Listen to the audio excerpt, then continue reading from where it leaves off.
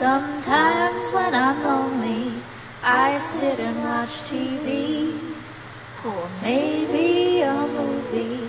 So many speak to me.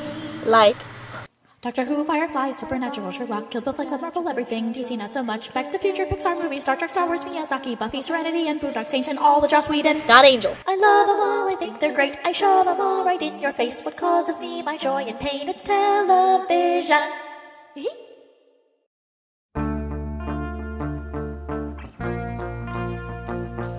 Good morning. It is currently... oh, I don't know what time it is. I'm sick. Still. But we have important things to discuss. Yesterday was Christmas, and I hope it was a lovely one. But that means that there's a new episode of Doctor Who. Because as all us Whovians know, Christmas means London and aliens and the Doctor saving the day.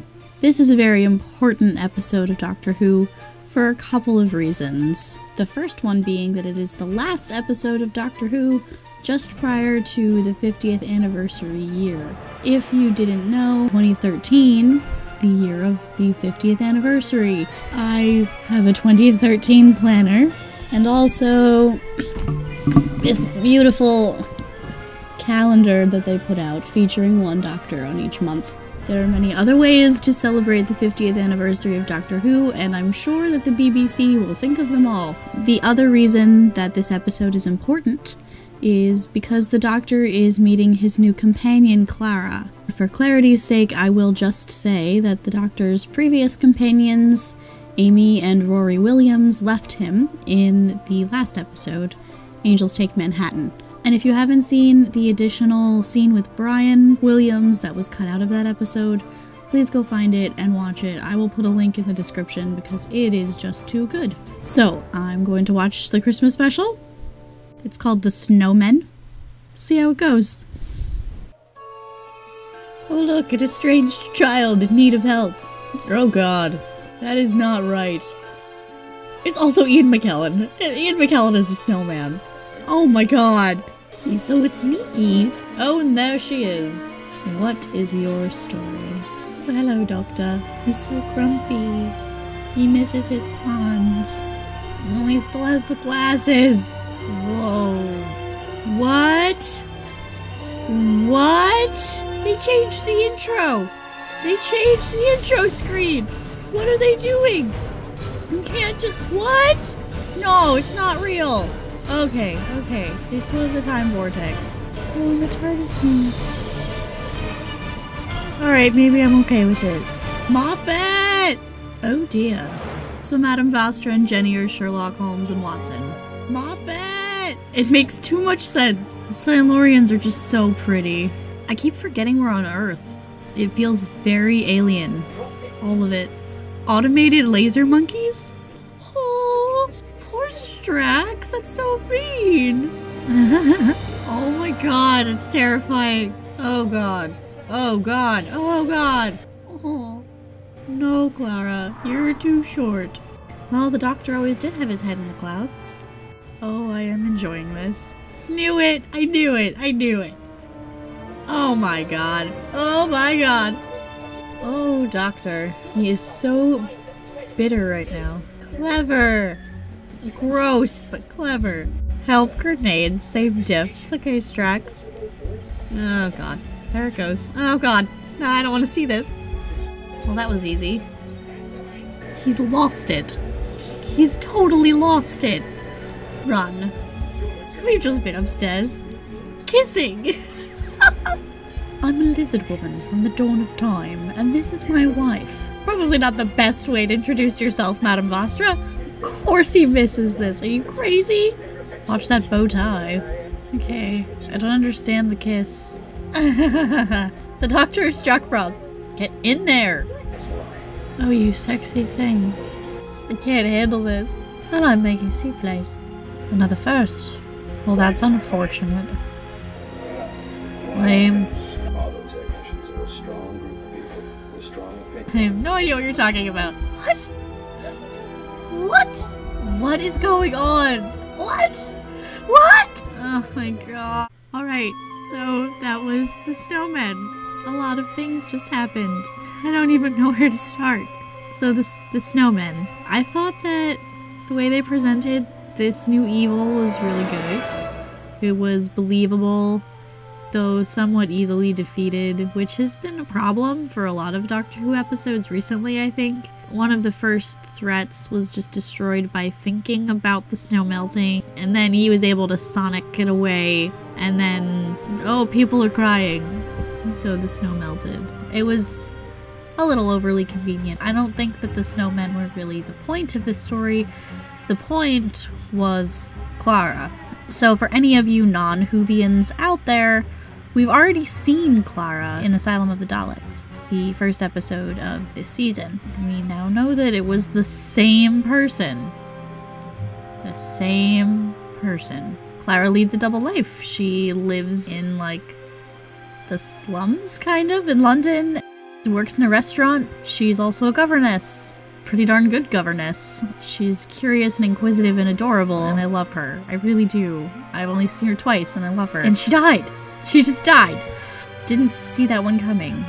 So now we have a gravestone ending a story and another gravestone beginning a whole new adventure. See, we first met Oswin far in the future, and then we just saw her again in 1842, and she also exists in our time. What? What? I didn't really understand why she had to kiss the Doctor.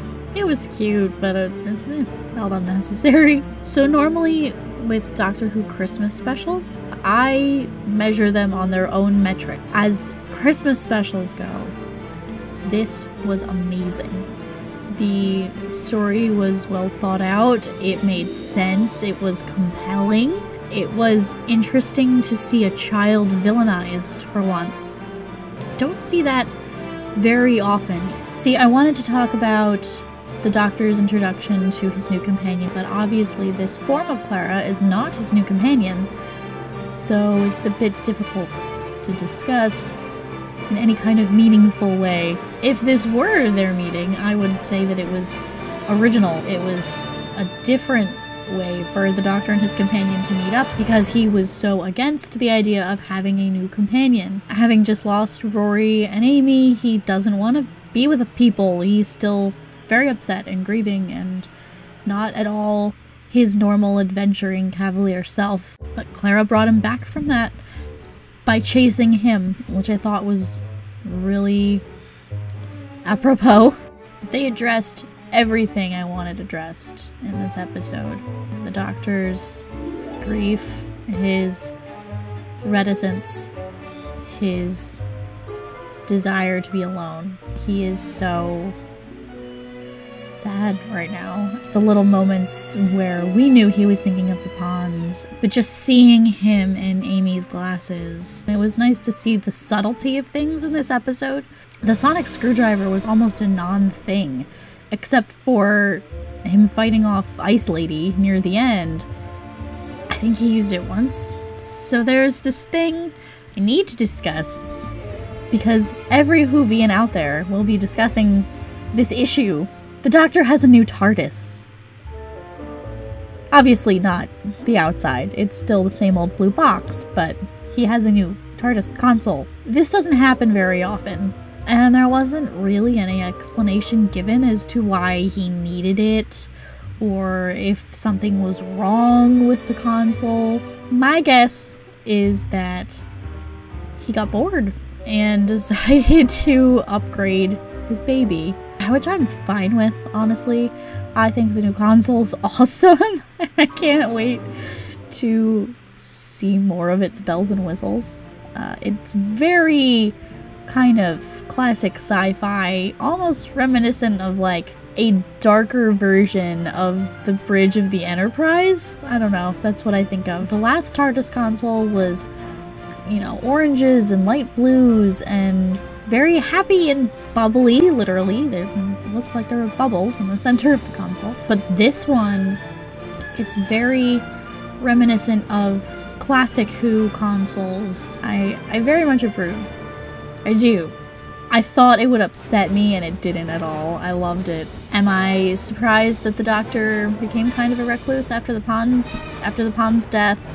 No, not at all. Good on him, because he's trying to save people's lives, essentially, but at the same time, he should know that that's just how he works now. That's how he's always worked. I was a little weirded out by him giving Clara the TARDIS key right away. That, I'm pretty sure he's never done before. He always kind of gives the companions a trial run. I guess Clara just seemed intelligent enough to him. Maybe she was deserving of it, if you compare the actual intelligent maneuvers that companions have done in the past to earn their TARDIS keys. I thought it was awesome. Nothing too glaringly wrong. Which is the first time I've been able to say that in season 7, I'm pretty sure. So it's been a few hours since I watched The Snowman, and I thought it was time for some second thoughts. Overall, I'm still pretty impressed. I thought that the Ice Lady would be scarier. I thought she'd be this gross, half-human, half-ice thing. But no, she was a fairly normal woman made out of ice. Pretty boring. There is, however, one thing I can't stop thinking about, so I guess it's time for some speculation. Clara! What is up with this girl? Okay, so I already said that there are like 3 different Claras. She says, "I am not afraid of ghosts," at the end of the episode, which implies that she can't die. She knows that that's her gravestone. She knows that she's the woman buried beneath it. I can't fathom how this is happening. What is she? How is she doing this?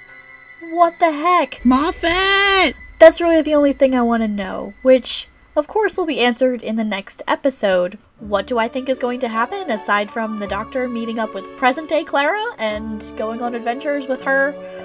Really have no idea at this point. It could go anywhere.